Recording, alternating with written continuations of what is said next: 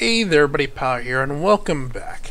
Today we're going to be doing a let's look at not Diablo 3, but the changes of Diablo 3 for 2.0.1, which I'm just going to call 2.0. So, let's see, I don't think there's going to be enough of these games that go through these radical changes with an update to require a whole other set of videos or whatever, so I'm just going to put it under the let's look at.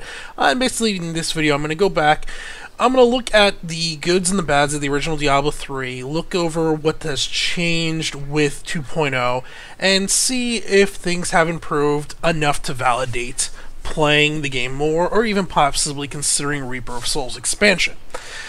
And yeah, let's go ahead and let's get into it. So, the list of changes for Diablo 3 and 2.0 are massive. There's a reason there's the jokes running around out there about the reconfigure game files and everything, because it's not an entirely new game, but a lot of the design decisions of the original game are gone. They've just kind of overhauled everything. They tore the game down and rebuilt it up with more of an emphasis on what you can accomplish solo without requiring the auction house and everything. And we'll get into that. To begin with, as of right now, as of recording, which we are now March 1st, the auction house is still in game. It'll be in game about 3 more weeks till I believe March 18th. It goes away about a week before the release of Reaper of Souls.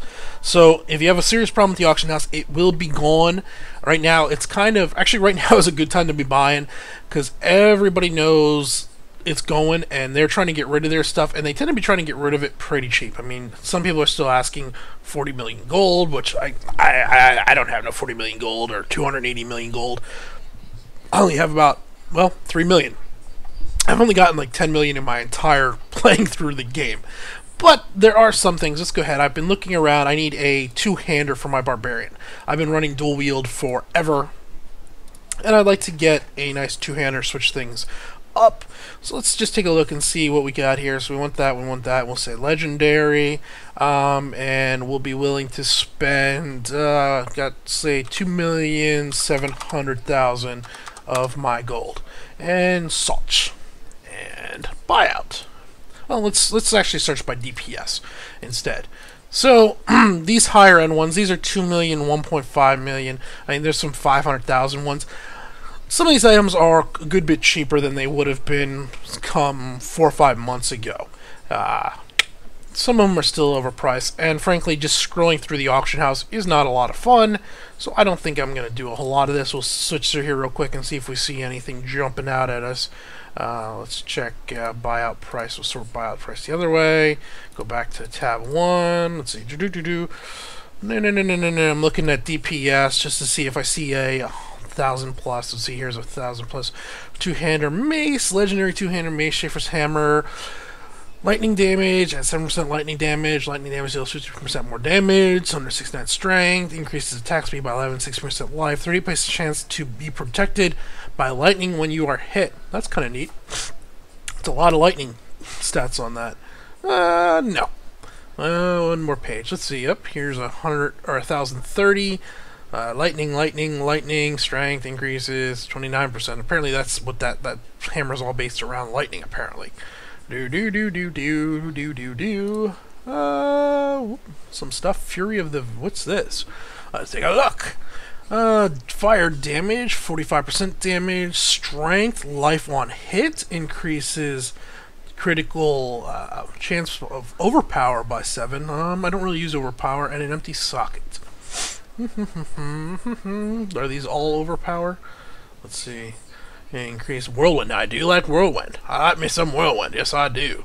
50,000 for 1,000. Let's see. So this is 1,260 damage per second max. I got 990, and I think the other one is about 870. Nah, it's not really worth it. I like finding my own loot anyway. Anyway, auction house is still here. Will be gone within about 3 weeks, depending on when you watch this. By the time Reaper Souls is out, it will be gone by the end of March. So forth. Let's get rid of that. Okay, next they have added in, and you might have seen my chat box going a little nuts. We got our guys down here. There is now a clan system. The clan system's pretty basic. There's not a whole lot to it. It does add some nice features. You can put all your friends into one chat box where as soon as you join in, there's all the chat box, and you have the clan here that you can see who's in your clan. It also populates this window down here where you can see between your friends list and your clans, people with games currently active that you can go ahead and join.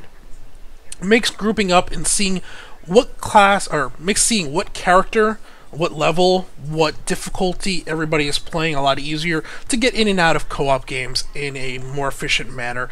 All around a plus. There's nothing crazy like, ooh, look at this, but hey, it's something should have been there from the get-go.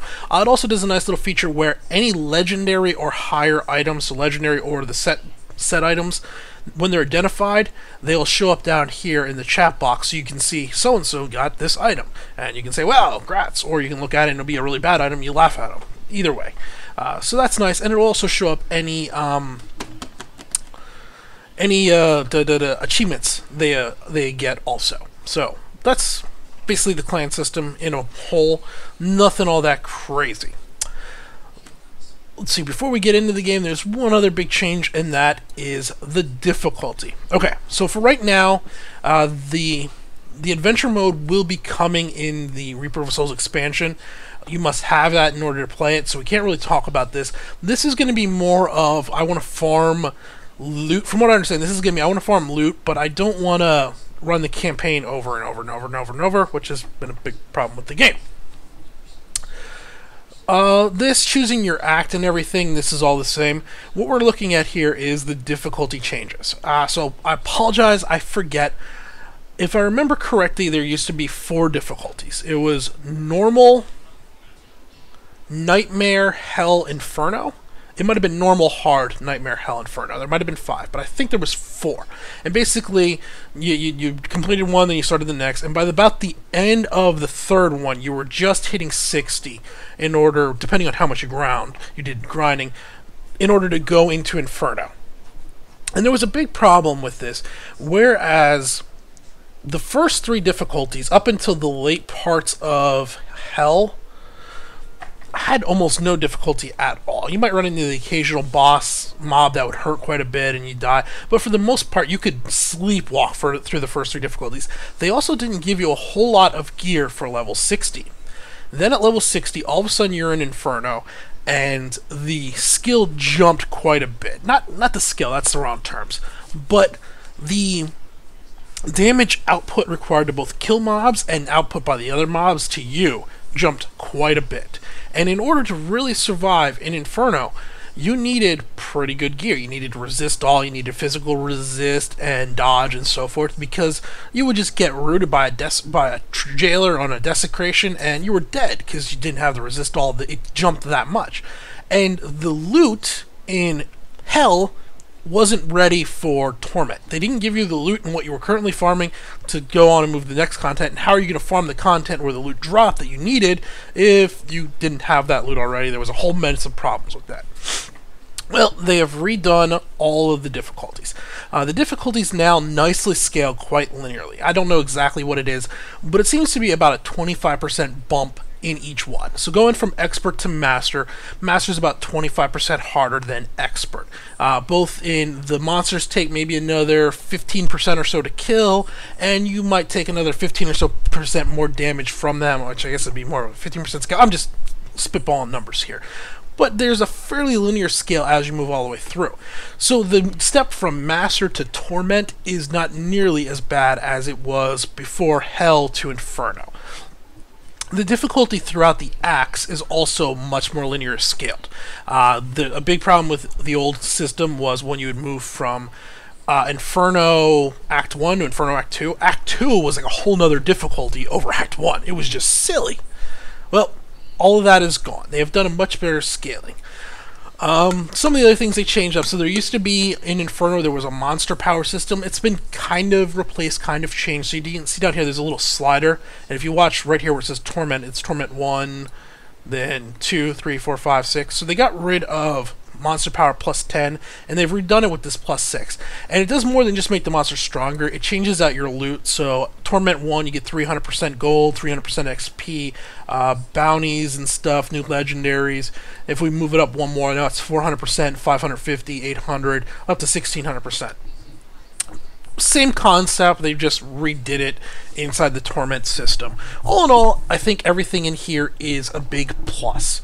It's nice having a more linear scale system. There's no huge jumps in difficulty. I approve. Okay, enough chit-chat without gameplay. Let's get in and play the game. Resume. Playing my Barbarian. This is my most geared character. I also have a level 60 Monk. And that's my only 60s. I have a high-ranked Demon Hunter, which I'm terrible at because I haven't played her in so long. I forgot how to play her. Okay, here we are. We're back in the game. Now, we're about to cause a spoiler. If you don't like spoilers, if you haven't played through the story, oh no, this isn't spoiler yet. That's a little bit later on. And I can skip this. There we go. Good, fine. Back out here. So, let's see here. Oh, one more thing with the scaling of the difficulty and everything. And this has actually changed quite a long time ago, which is part of the reason where am I going? Where am I going? I thought I was supposed to head out into the field now. Anyway, this goes back a little further. Oh, apparently I have to kill all these things. I forgot they all spawned. There we go. Now we can move out into the field. So, I'll get this thought out in a moment, as soon as we get there and things aren't going weird. There used to be a point where when you would go to play co-op, and this has been fixed for some time, what they did with co-op was they would basically take, when another person joined, they would double everything the monsters did. They doubled their damage output, and they doubled how much HP they had. So it took you twice as long to kill a mob, and it was hitting you twice as hard, but your resistance, your health, never went up. And if you were a ranged guy and you could kind of kite and everything, that was okay, but for any melee character, a lot of times it meant on the harder difficulties, unless you had ridiculous gear, going into melee range during a co-op was a death sentence. Because the guys would one-shot you. You know, normal difficulty, they would hit you for 50% of your health. Now they're hitting you for 100% of your health. And no skill is going to avoid from getting hit at all in an ARPG. It's just not going to happen. So, let's go in here first. Kill some more things. I like killing stuff. Well, that was resolved a long time ago in the game. They redid how they scale. Now, basically, you get more monsters. They are stronger, but they don't hit you for all that much harder. They do hit you a little bit harder, but not enough to make them untankable by a melee class and everything. So that all does seem to work. Okay. Now let's take... But before we discuss the rest of the stuff, we have to actually kind of look at Diablo 3 original, the goods, the bads, to understand what they were really doing. So, when Diablo 3 first came out, there were some true legitimate gripes, there were some questionable decisions, but we have to break it down a little bit. So, on release, let's forget about the massive server issues, and basically where you couldn't play the game for 3 days. That was a problem, but that was a bad design decision not to give us online or offline version, but didn't really change how the game played later on and everything so forth. But there are several other design decisions that were quite odd, some good, some bad. Up here comes a big guy. Oh, here we go. Yeah. Time for some whirlwind badassery. So, the goods, the bads, and the uglies of Diablo 3. In my opinion, the good is relatively straight up. I believe Diablo 3, and again, this is only my opinion. Actually, before I go into that, I was not a huge fan of Diablo 2 or even Diablo 1. So if you're a diehard Diablo fan, don't freak out on me if I say something you disagree with here. It's just from somebody that The original Diablo games kind of bored the crap out of me. I'm very much a combat-based person. When I look at an MMO, I don't care so much about the story or if I can build my own house. I want good, visceral combat because I'm going to be doing combat 85-95% of the time. I need good combat. Diablo 2 and Diablo 1 did not have very good combat, in my opinion. It was very slow, it was very clunky, and so forth. Diablo 3, in terms of an ARPG, and even beyond an ARPG, in terms of visceral, impactful combat, has some of the best in the industry. I don't think there's any ARPG that competes with it, and I don't think there's a whole lot of other games that compete with it in terms of just the feeling you get of mowing through waves and waves of mobs.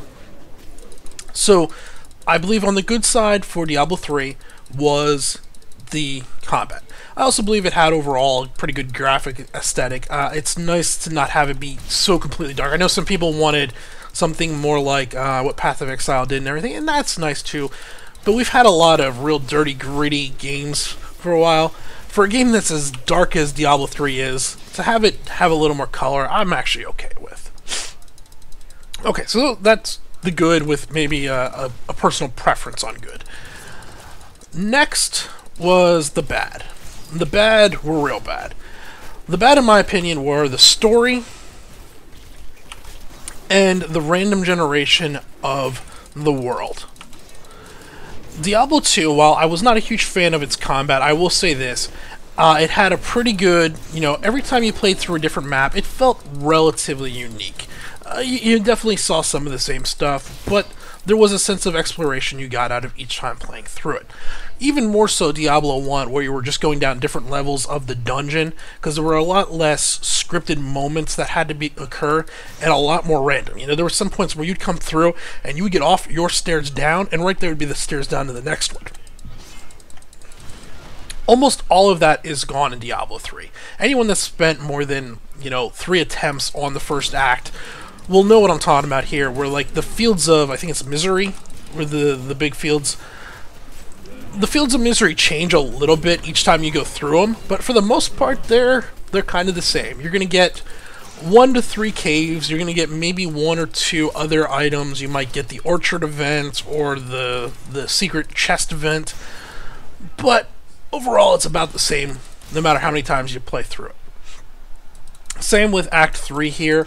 Now that we're out here into whatever this war-torn area is, it's going to change a little bit, but it's also going to be about 75% of the same, because they've put in, at least the way I see it, they've put in so many of these scripted events. Like earlier on when you're on the walls, you have to help with the catapults, to raise the catapults as part of the story.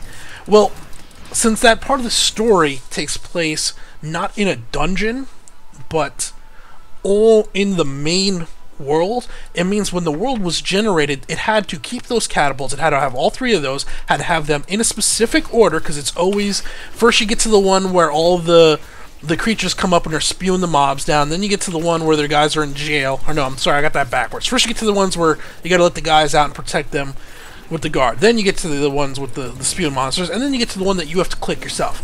They always happen in that same order, they're always about the same distance apart, and so forth. So, due to those forced events, it limited how much random the game map could be generated. And I believe this was a downfall of the game. It got rid of, while the loot drops were terrible, we'll get into loot in a moment, we're gonna get into loot, having this took away even more from the replayability of the game. Hopefully that is going away with Adventure Mode, we will see. So there was that, and then there was also the story.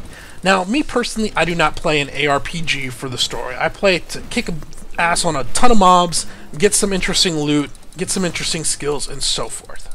So the story didn't overly bother me, but I can definitely see it was not good, and they really, spoiler alert, they like to kill off some beloved characters in this story. And the people that had serious problems with that, it's entirely understandable. I didn't go into Diablo 3 expecting a good story. I didn't think the story in Diablo 2 was very good, and the story in Diablo 1 was terrible. It was about as generic as it could be. It was basically just enough story in order to justify why you're diving like a maniac into this dungeon full of skeletons. But the story was average at best. So that's the bad. Then the ugly, in my opinion, was the auction house, and there's no evidence of this. Blizzard has never confirmed it, at least not that I know of. But there seems to be little doubt that when they designed their loot tables, they designed it around having so many items appear so that the items could be sold on the auction house, and the loot table wasn't based around you getting an item, an upgrade from your loot table. It was you getting an item off the auction house. And I hope that's actually what they did, because if they didn't do that, it means they just screwed up the loot table so bad that it's even worse. You know, one is a poor decision of misunderstanding why you play the game. If that's not what they did, if they just had a terrible loot system where you weren't getting loot other than the auction house, well, then they were just idiots and screwed up even worse. I would personally rather them make the wrong decision than just be dumb. So, let's assume that's what they did. And that was probably, from what I can tell, and I would agree with this, that was the biggest downfall of the original Diablo game, or Diablo 3. Because here you are, you're playing a game that is based around, let's face it, there's several key things that are following an ARPG. You're going to be killing a lot of mobs. From those mobs, you're going to level up, and from those, oh, this is going to get interesting. From those mobs, you're going to get loot, which is going to vary your skills, which is going to make things a little more interesting, and so forth. And by not getting those items, by not getting those rewards, but instead having to sit there and watch the auction house, or hope for an item that you can then sell in the auction house for a bunch of money so you can buy a bunch more off the auction house. I mean, how many people actually got regularly high-end items that dropped for them for their own class that they wanted? Not very often. I'm sure there's some people out there that managed to do it, but for the most part, if you got a really good item, it was likely not for your class, and you were getting items via the auction house. And it just completely missed the point of an ARPG. So, there's no understanding why they did this. The intentions of taking the gold selling and the loot selling out of the black market was well intended, but don't base the game decisions, the design decisions of one of the most core elements, the loot, around that. That first build a great game, then take away the black market items. Don't sacrifice the mechanics of the game in order for that. Okay. There's also another one that I don't know how high this falls in there for some people, and that is character customization. Not just in terms of loot, but in terms of your stat priorities. If you're going to place, you know, each level you're going to get a certain stat point you're going to put down, and so forth. And then you're going to choose your skill tree, and there's no resetting that. Some people that's going to mean a whole lot to. This one's going to come under, I think if we discuss it a little bit, there was actually a fairly logical idea of why they did what they did. You may or may not like it, but it wasn't lazy design. It was them trying to steer your leveling a certain way. Yeah, let's go ahead. We'll dive into that first, and then we'll come back to the other things. Oh, no. First, let's get rid of the story and this. Okay, so those are the main problems, the goods, the bads, the uglies, in my opinion. I'm sure I missed something. Somebody's going to be freaking out about it. But those are the ones I know of, I can think of. I gave you my opinion on them. Some of them bothered me more than others. Mainly the loot table and the auction house randomness for me. The story didn't bother me. The map generation bothered me a bit.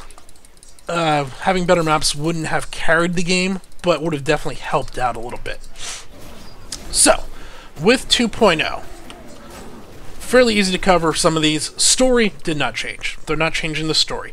They have put down some new lore books that you're going to come across that start to flesh out the story of the Crusader class a little bit.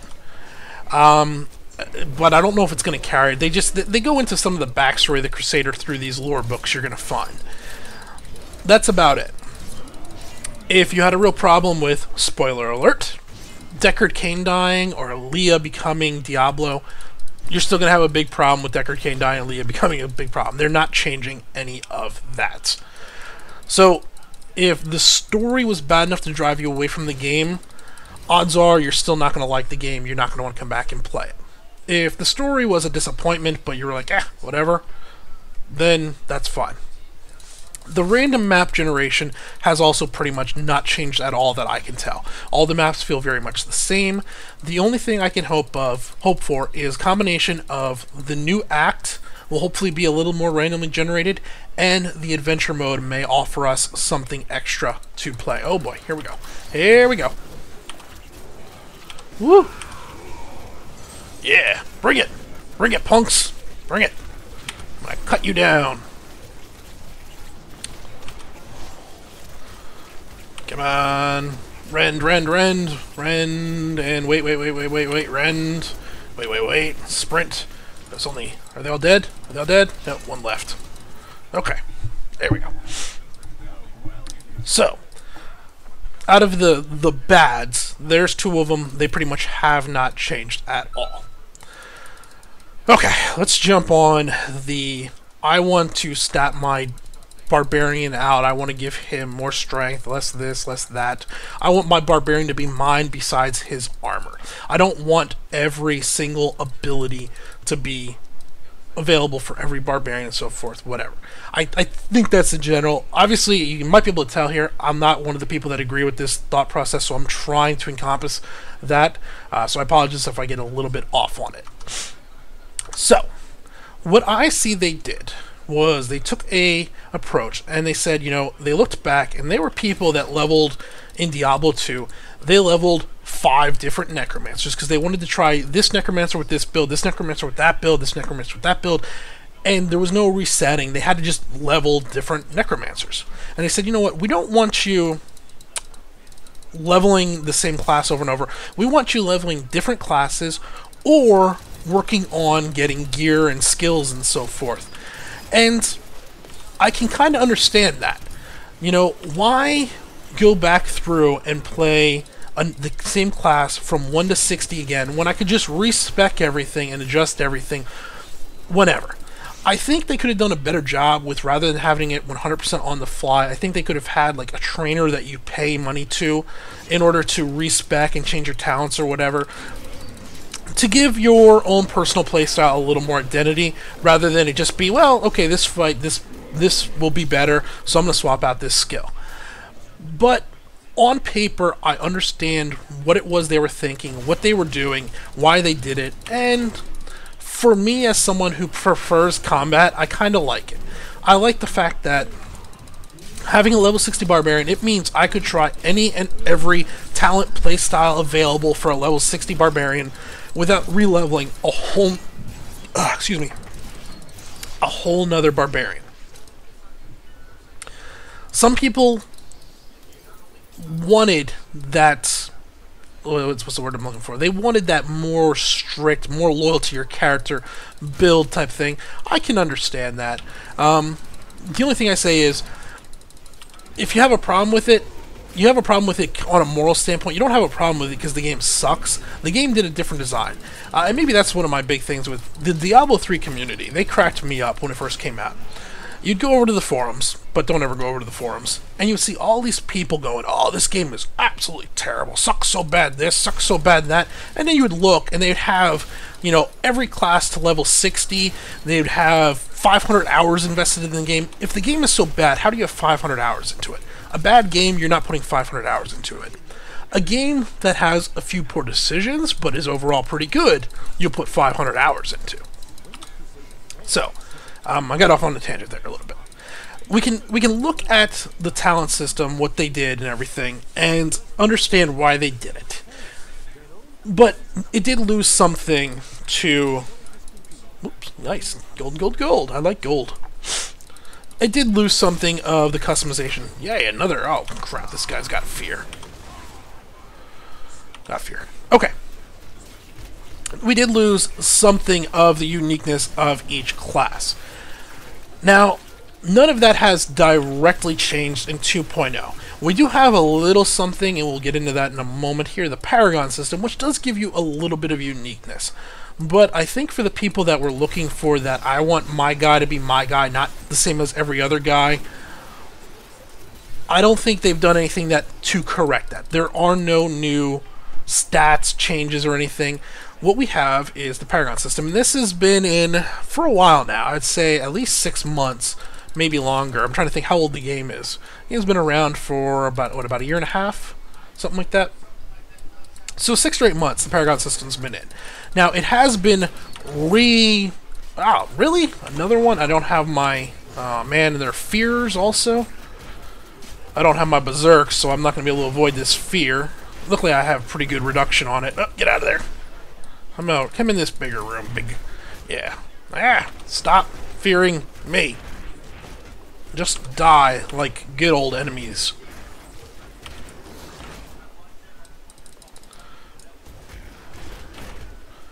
Rend.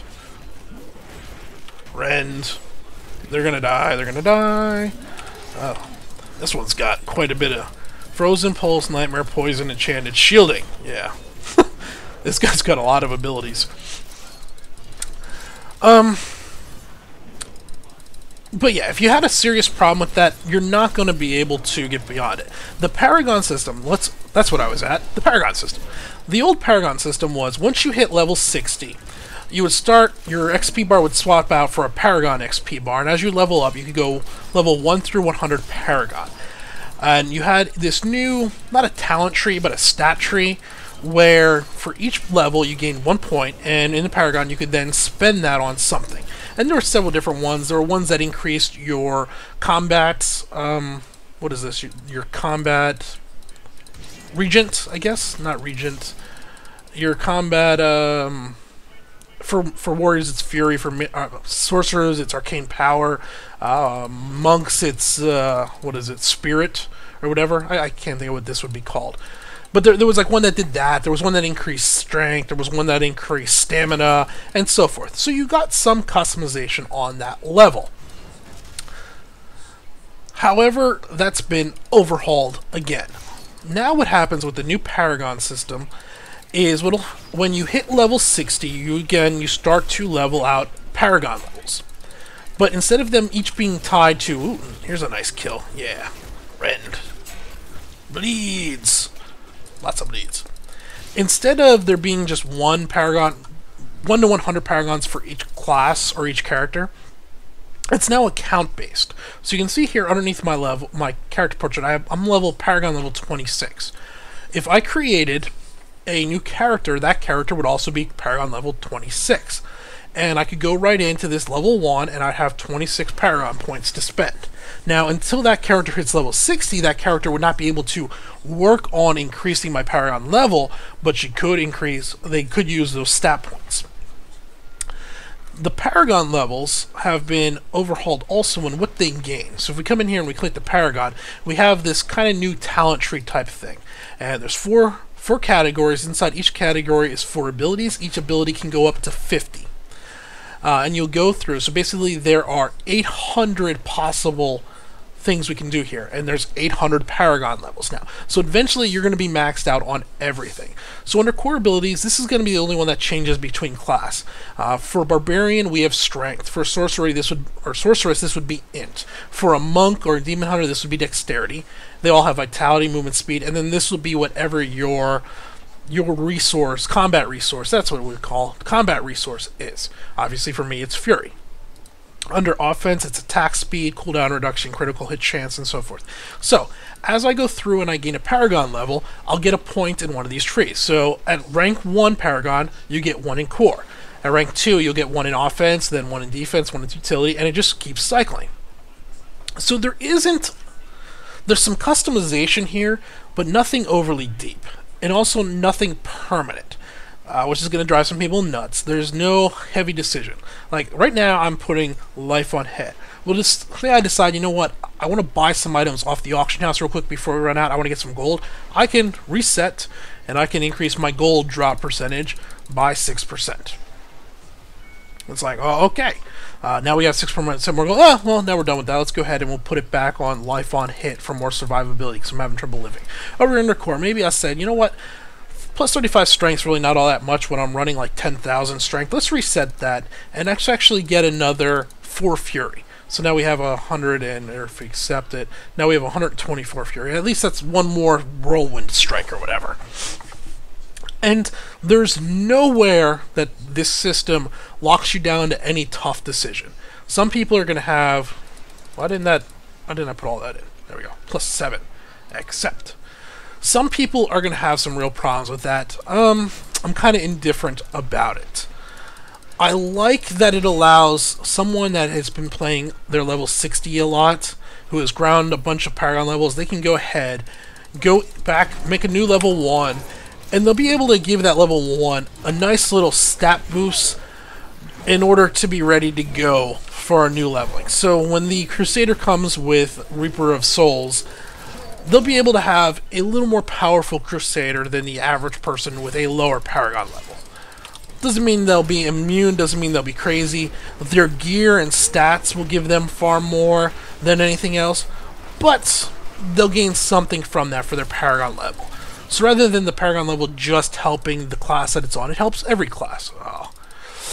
Oh, this guy, these treasure goblins. I cannot kill a treasure goblin on Torment. I don't have the DPS. Alright, let's go get him. Let's keep Rend on him. Maybe I can melt him down. They always get away.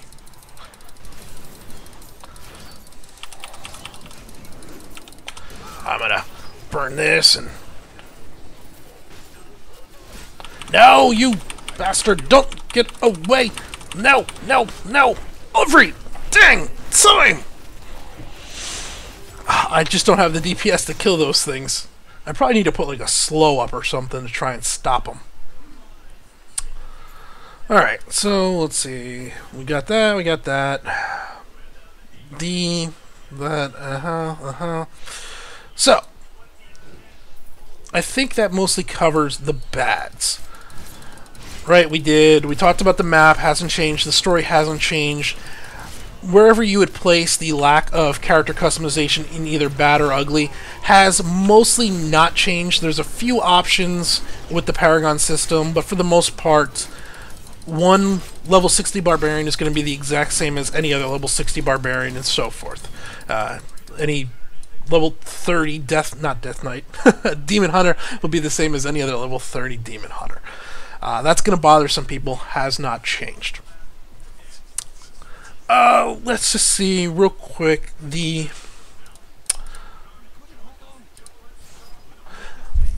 combat overall. So for me, the strongest point of the Diablo 3 game has not changed all that much either, really. Which is good, because it was the strongest part. Let's see, there's a few things to discuss. If you log back in for the first time, you're going to probably notice quite a few new skill blips popping up.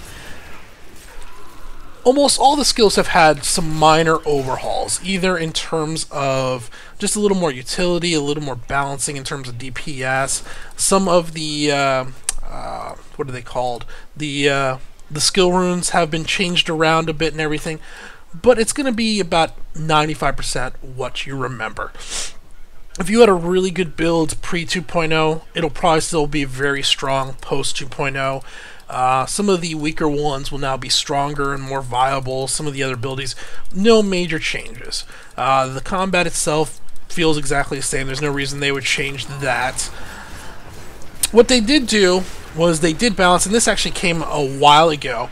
One of the early complaints, and it ties in with the co-op thing that a lot of people talked about, was you would come across rare elites and such that just had devastating skill combinations that were basically unbeatable by certain classes, or unbeatable without several death runs and just wearing them down and finally overwhelming them.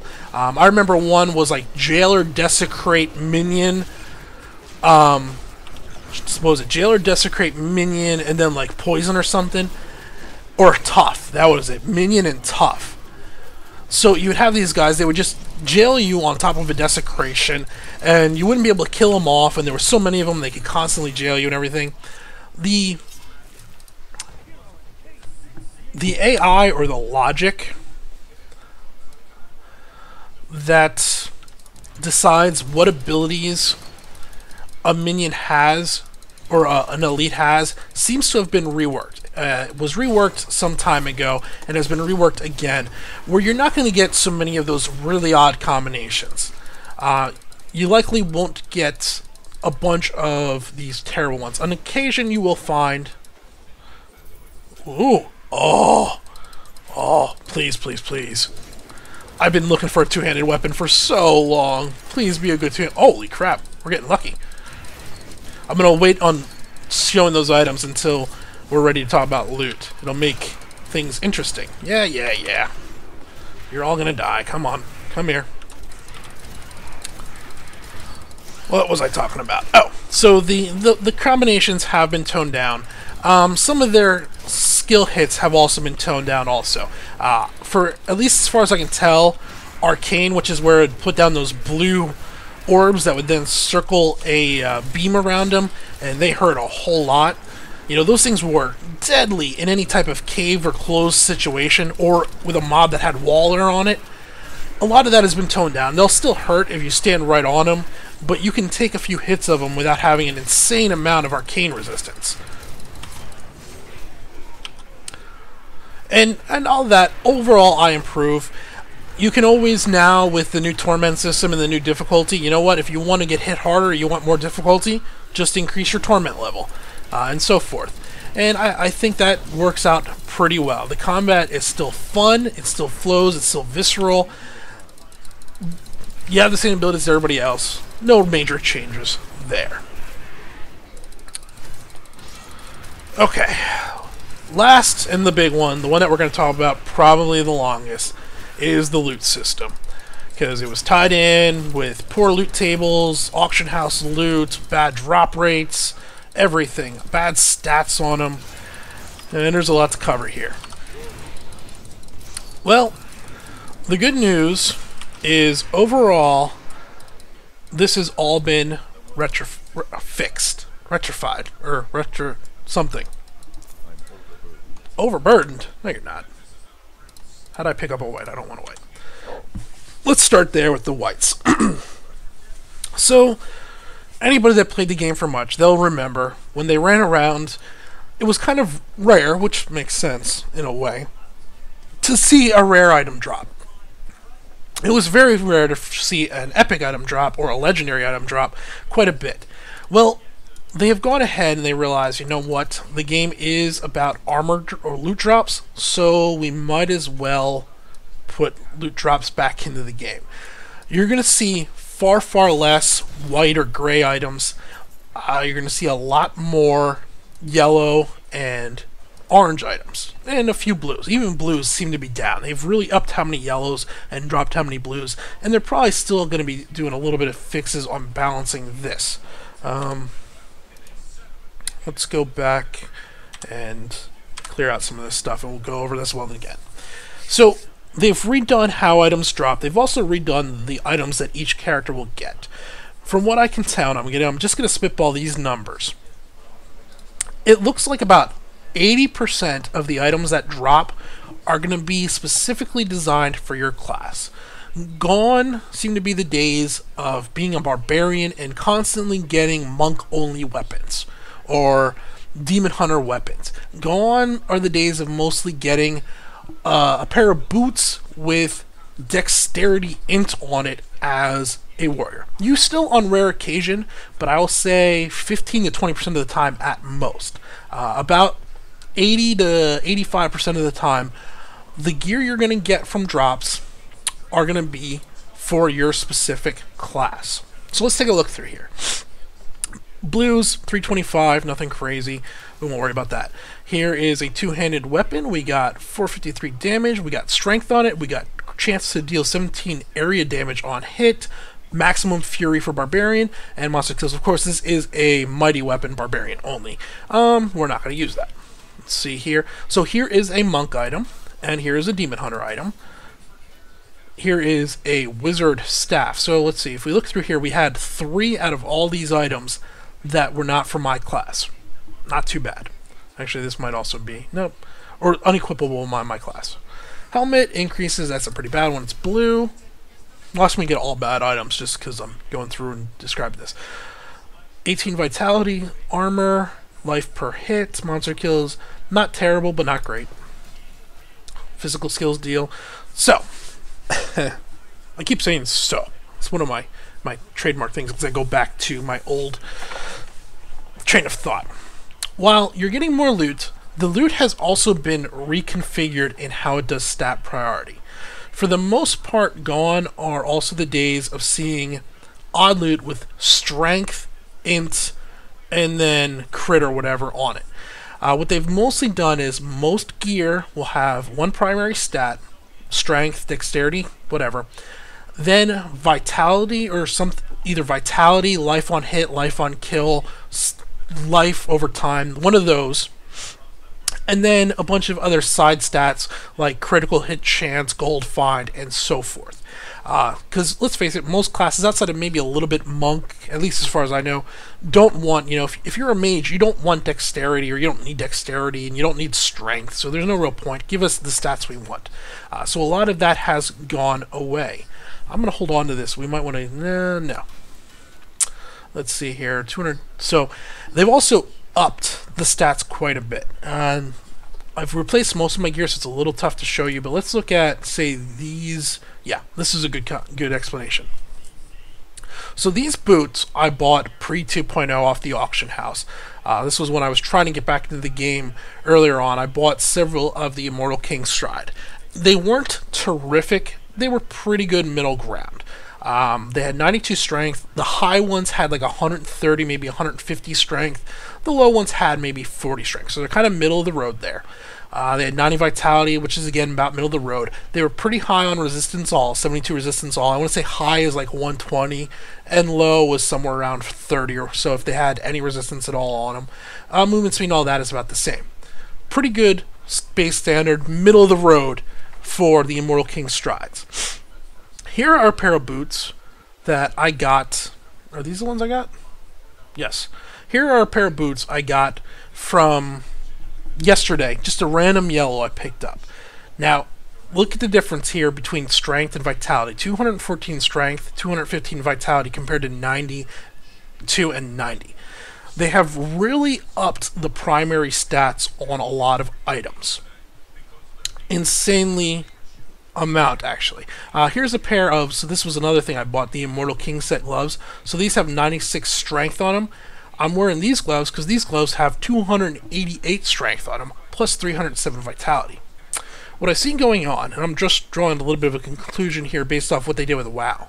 So in WoW, each time they did an expansion, they basically doubled the HP that you had from one level. So 60 to 70. At level 70, your HP was 2 or 3 times more than it was at 60. 70, 80, at 80, it was 2 or 3 times more than it was at that. And I think we're going to see something similar to that happen here with the new gear. Now, it's a little... I'm just going to DE all the blues, and then we'll go back and we'll continue on through this, okay? I do not want... I don't want those pants. Don't want those gloves. Rare Mighty Weapon. Nope, don't want that. Rare shoulders, nope. Nope. And nope. Okay. We're not going to identify them yet. We're getting there. Whoops. Pick that back up. Give me that back. So, I think that's what we see going on right now. Now, it's a little odd, as what also may be happening is they may be upping the difficulty of the mobs in the expansion in Act 5. The difficulty of those mobs might jump quite a bit, so they're giving us gear to prepare us for that. Now, the reason I'm not entirely sure of that is even level 30 gear... Oh, here we go. Yeah, come on, bring it. Bring it. Come here, baby. Hey, none of that nonsense. Even level 30 gear, not high-end gear, has a lot more stamina on it than it did before. And in fact, some people are noting, and I've noted it myself, my wizard is only level 40, 41, and I used to have, I wouldn't say trouble, but there was always those group of packs where you come across where wizards are kind of glass cannons, and unless you specifically set them up otherwise, I would come in and I would find, dang it, stupid, alright, we're gonna go nuts on these guys. I'm tired of getting feared around the room. I'm noticing my HP, just in 2 or 3 levels, has more than doubled because of the new gear stat priorities. And it's actually made that part of the game a little bit too easy. I had to up the difficulty. I'm running a higher difficulty on a level 40 than I was before, just because the new gear has kind of put it that way. I don't know if this is good or bad. Frankly, I don't care either way. It's a good thing to note that your HP is going to be higher. It means you don't need to stack as much resist all, so you can also then go ahead and put a little more offensive power into your builds and everything, which was something that I know my monks suffered from quite a bit.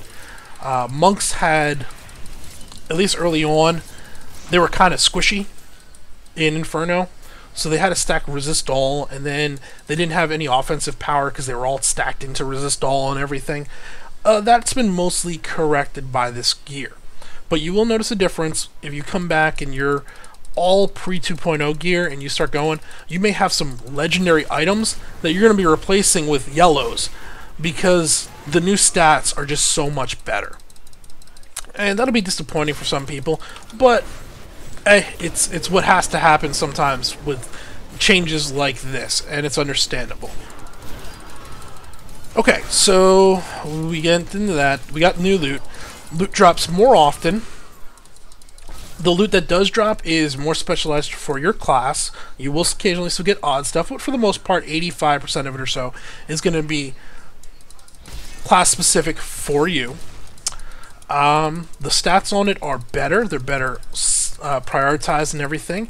They've also, while I've been holding off because we're going to hope to get lucky here, they've added some new interesting stats, not stats, on hit, weapon changes, and everything. Let's go ahead and open my character up here. In the last, we're up to probably about 7 hours now. I've been playing on this guy in 2.0, and we've got these 2 items here. But in the last, say, in the first 5 hours, I got several items. I got this main hand, which is pretty good. It's missing a few abilities on it I'd like, but for the damage on it, it was way better than anything else I had.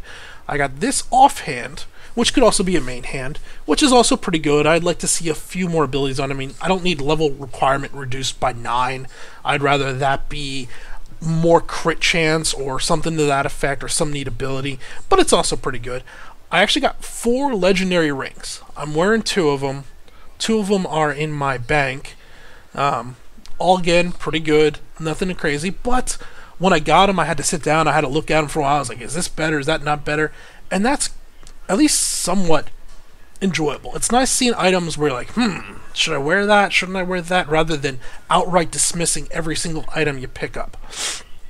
And I also got this necklace piece. This is my only green I got, which was an outright, way over the top upgrade for me. This was so insanely better. We got a book here, teaches how to forge shoulder armor with 6 properties. That's pretty high. Oh, right here's a pretty good example. So here's an item that, at first glance, might actually be an upgrade. So fire skills deal 11% more damage. I don't really have any fire skills. 187 strength, 195 vitality, 48 resistance all elements. Increases gold and health pickups by 1 yard. Ignore durability loss. Not terrific, but something to consider. Mainly for that 48 resistance all. This was my old resist all bracers, so these had 54 resist all. So they're kind of comparable to that. These are armor, so they're not great, but okay. And a new pair of pants. My pants I got are pretty good. I just got those yesterday. But you can see that. The other thing that they did with... so, we're getting this loot more often. Stay focused, Power. Stay focused. Okay. They've also brought in some interesting new abilities on gear. Things that change up the gameplay quite a bit. I don't have a whole bunch to show here on this character. I have one pretty good one, but I have a story I'll explain once we go on. So for this character, on my... is it my gloves or my shoulders? Not that one. Was it my legs? My legs. So here on my legs, you'll see increases cleave damage by 11%. Doesn't sound all that great. At the time I got this belt, I was actually running Frenzy as my primary attack. And you can say, well, is 11% enough to upgrade it? Well, Questionably yes, questionably no. But I also got this legendary belt, which does an increased cleave damage by 14%. So the combination of 25% increased cleave damage put together changed how I played the game. I went from running Frenzy to running Cleave. And this also has a unique ability, using Warcry increases the movement speed of you and your allies affected by 39% for 10 seconds. So every time I use Warcry, which I was already using quite a bit anyway, to keep my armor up, now I gain a speed boost after I do that. Combine that with Whirlwind. Now I use Warcry not just as an armor boost, I use it as a way to increase how many mobs I can hit with my Whirlwind. Changed how I used Whirlwind.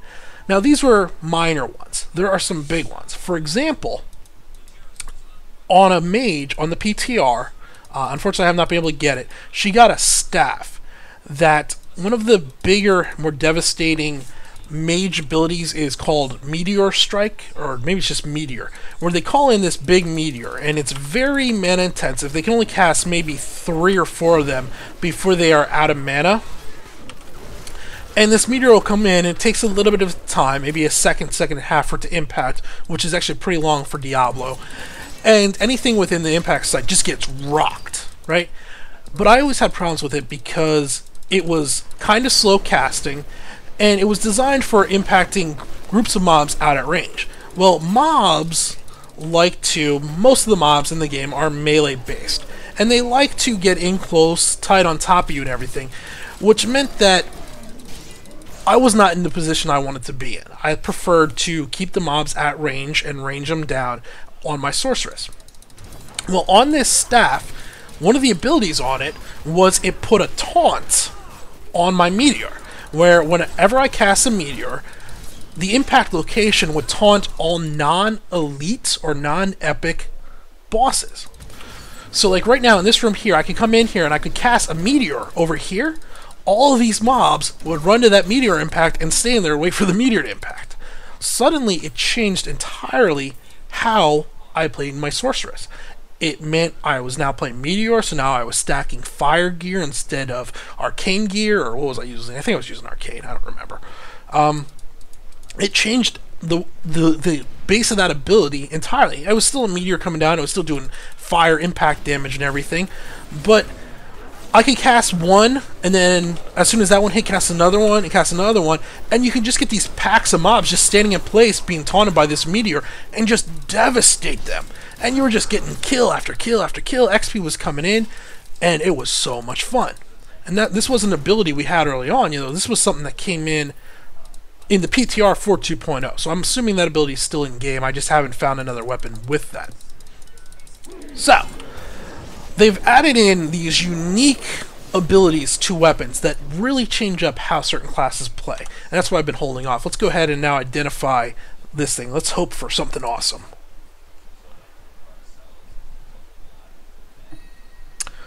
Okay, 1,105.9 damage.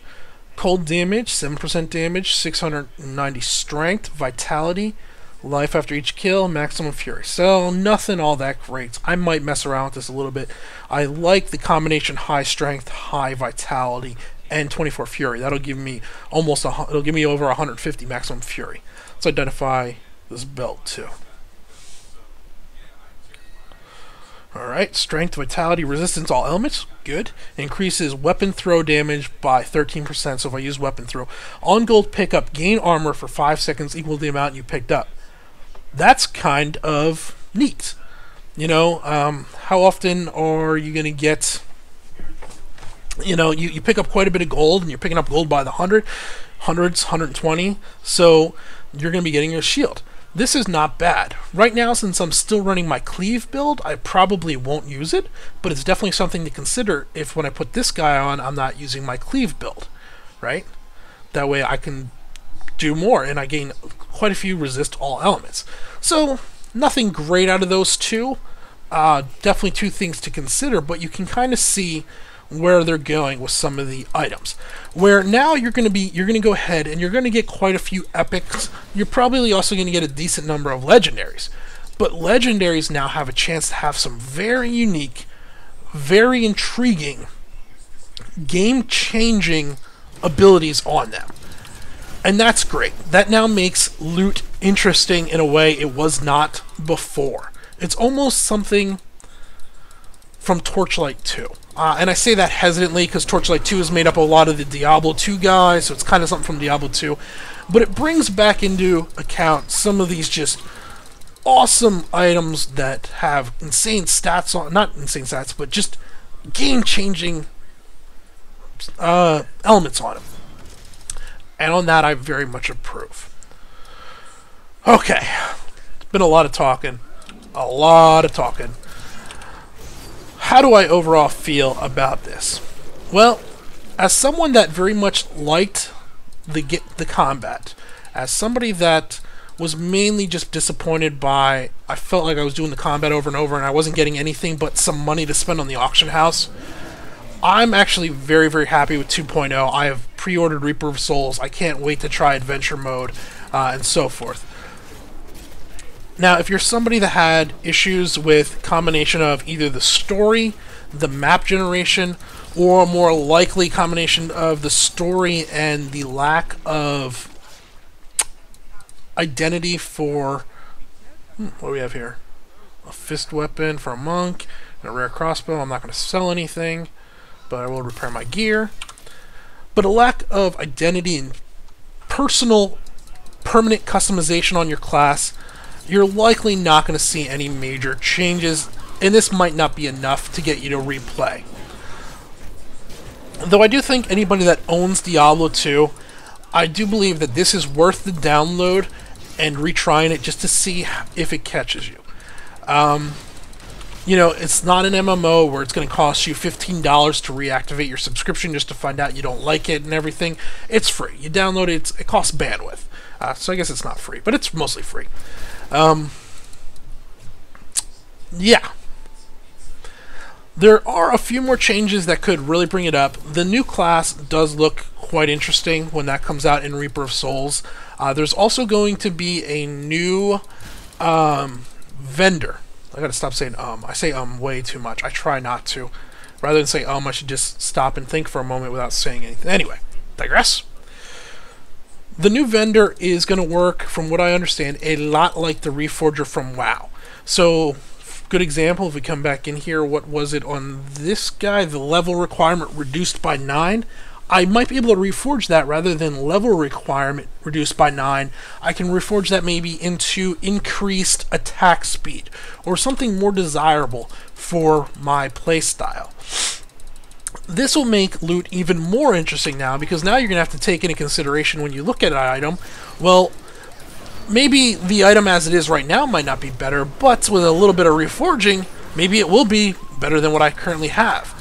So there's going to be a lot of loot options, a lot of craziness that we can possibly do within Reaper of Souls.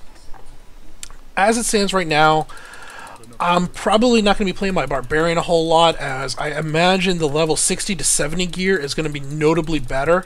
So I don't see a reason to farm level 60 gear that I'm going to replace within 10 levels of the expansion. But I definitely am going to level a Sorceress. I may level a something else. I don't know. I don't really like Witch Doctor. Oh, whoa, holy crap. Apparently there's an elite in here. That kind of hurt. I was talking, wasn't paying attention, that I was frozen. There we go, again. I am definitely going to level a Sorceress. I may work on getting my Demon Hunter back in and figuring out where I went wrong with her. I die a lot on my Demon Hunter. And so forth. I think the 2.0 update is great. It doesn't fix all the problems with the game, but I believe it does fix enough of them to make the game very compelling again. So, there you have it. Diablo 3 2.0, the goods, the bads, the uglies, the changes, what it does well, what it doesn't do well. I'm sure I missed something that people are going to freak out about, but that's I think that's everything. I got my little cheat sheet here. What all did I cover? I covered that, covered that, covered that, covered that, covered the Paragon, covered the loot. Yep, that's everything I could think of talking about. So I'm going to continue playing a little bit more. I'm going to wreck some more faces. I'm going to take this guy's lunch money, and I think that'll do it. So this has been Paller. Thanks for watching.